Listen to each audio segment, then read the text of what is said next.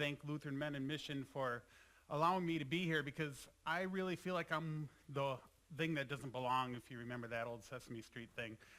I don't have any letters behind my name. I don't have a title in front of my name, no pastor.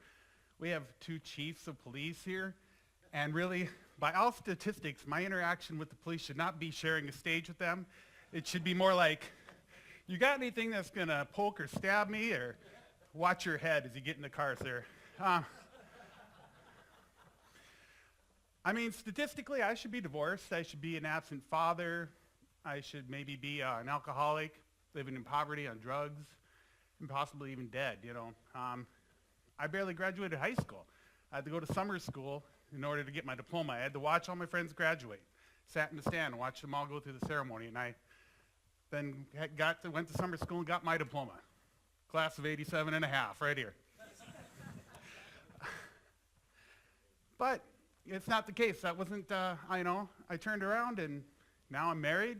I have 3 kids, 21 to 16, and you can pray for me later. But how did I beat them?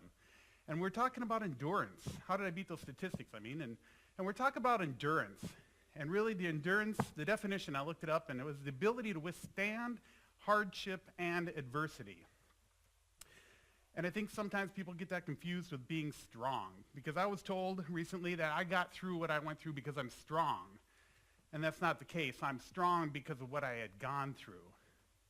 My childhood, I grew up in a home with a lot of dysfunction. You know, it started out normal, I think, like everybody else, but things went on, and one big turning point was when my dad lost his dream job. He worked in radio and television. When I was about 10, he lost that job. And, you know, for a man, that's devastating when you lose your career. And he had shown some signs of mental illness before that. And, you know, in 78, there wasn't a lot of talk of that kind of thing going on, so we didn't know what that was. But, you know, my mom and dad both worked. They tried to go on, but we fell further and further into poverty. You know, I would spend some winters in front of the stove getting dressed because we wouldn't have the fuel oil to heat the house and things like that, and Thanksgiving would come in a box from the church. And so my dad struggled a lot trying to provide for his family. And I'm sure that was very devastating to him. So my mom and him worked a lot. So my sister and I would come home to an open house all the time, or empty house.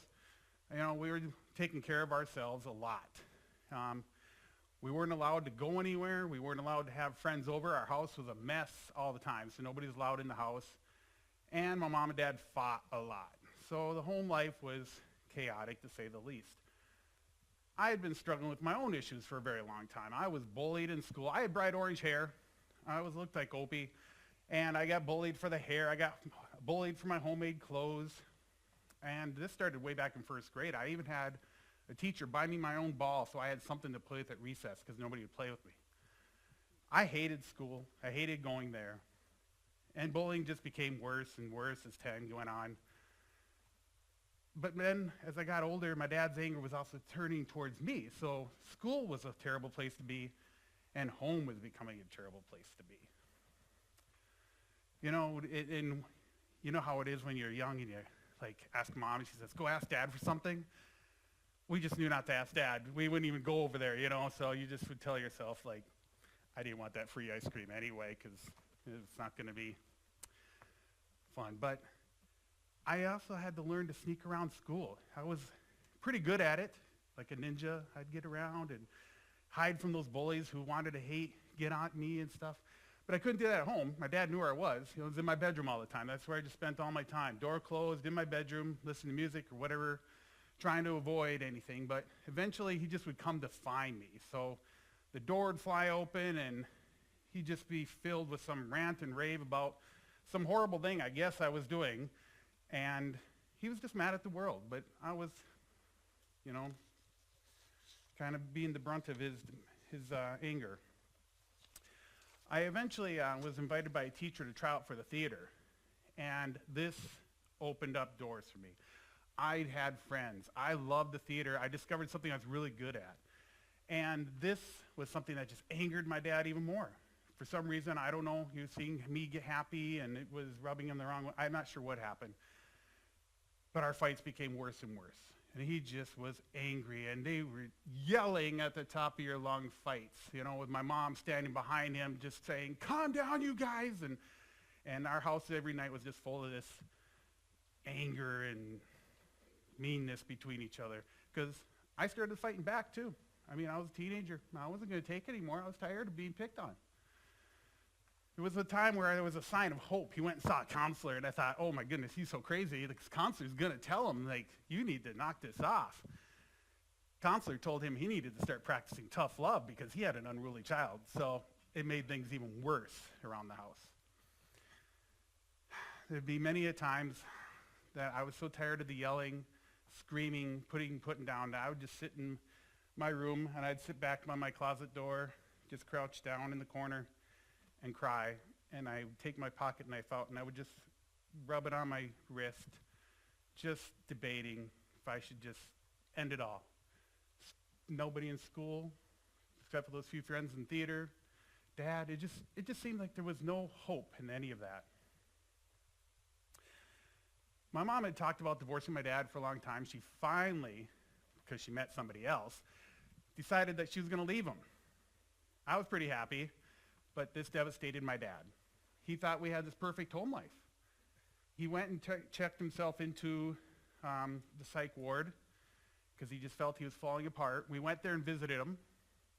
And this guy, who I would say is built a lot like me, pretty big guy, was now a whimpering little man sitting on the end of a bed asking when I can come home.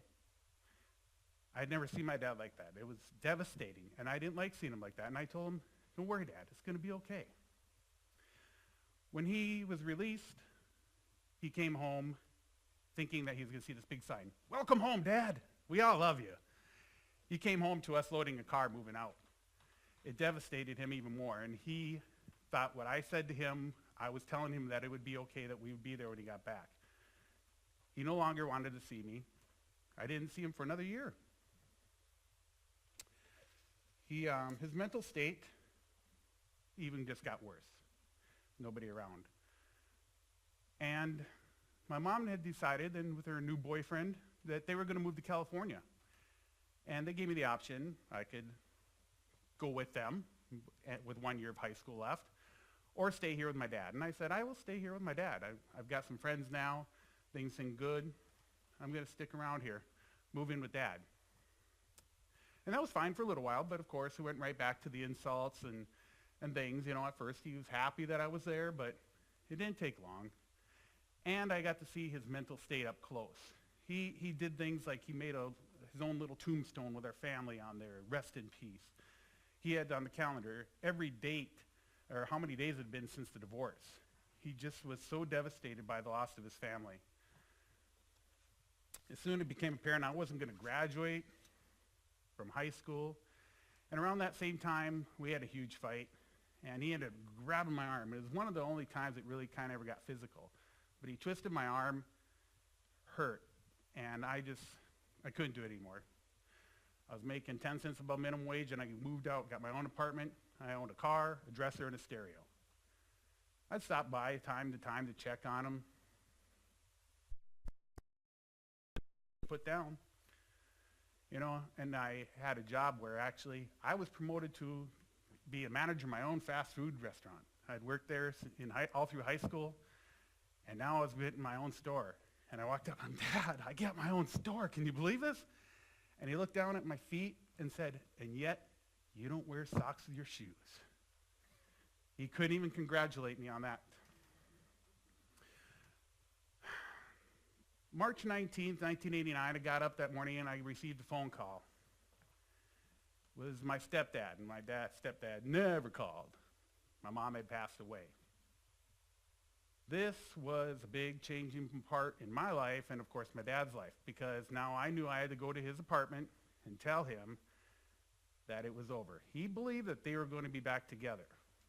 His mental state was he had delusional thinking that he would tell me things like, did you know the church bought our old house and is fixing it up and we're all going to live there again? I knew this was going to devastate him. going there and telling them that my mom had died was absolutely one of the hardest things I've ever had to do in my life. I had no realization what would happen, what kind of effect it would have on him, or anything. So, jumped in my car, drove to California, grabbed my sister, her belongings, and drove back.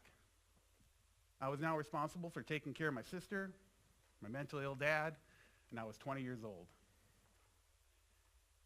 Time kind of marched on a little bit, but I was getting a little angry because none of my other family members were stepping up to help out. Nobody was even calling. They was just left there to take care of that. My dad's depression was getting worse and worse. His will to live was disappearing.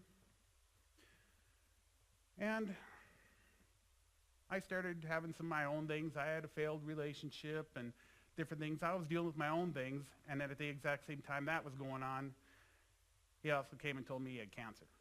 So he died 3 months after telling me he had cancer. At this point, I was 24. He died without ever once saying he was sorry to me, saying he loved me, proud of me, any of that kind of stuff. But time marched on. I got married. I had 3 kids. And the one thing that you always say is, I'm not going to be like my dad. I'm not going to do that kind of stuff. But I was angry. I was angry at the world. I was mad. Nobody was ever there helping me out. I was always the one taking care of business. I was the one always doing everything.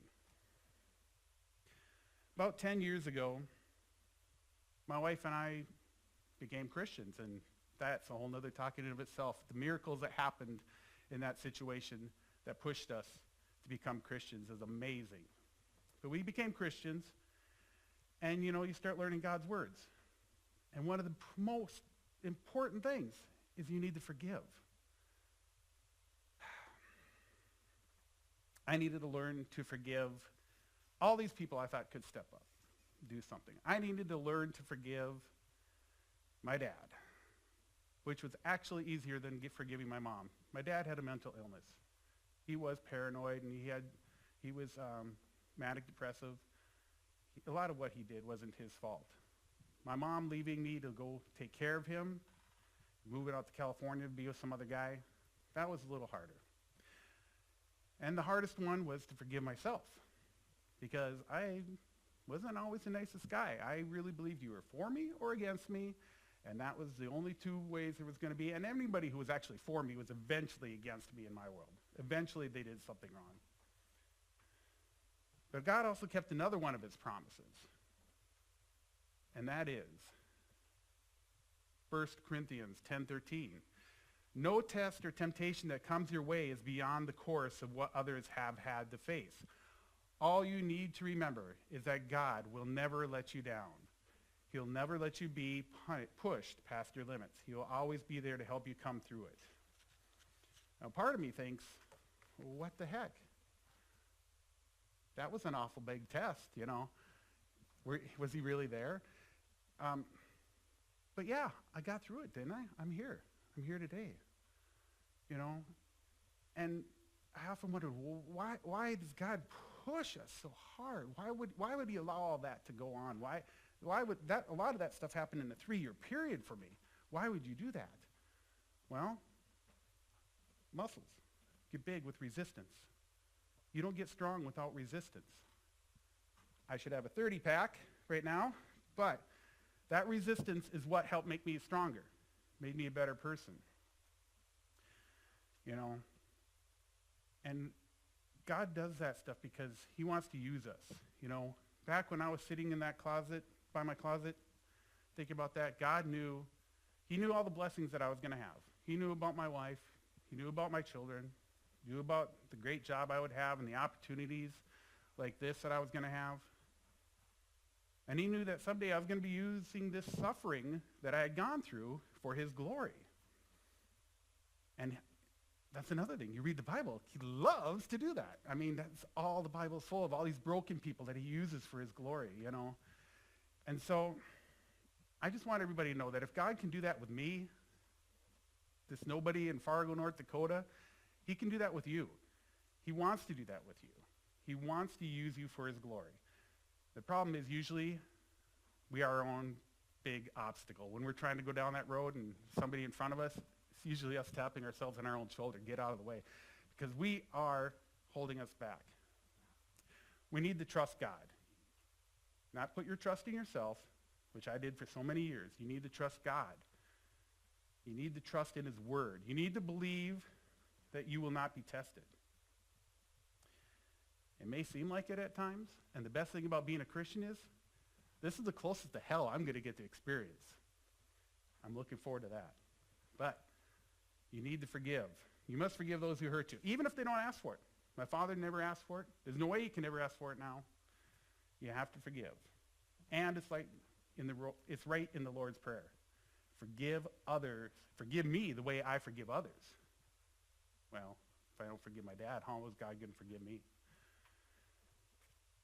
You must ask for forgiveness. You must ask for forgiveness for yourself.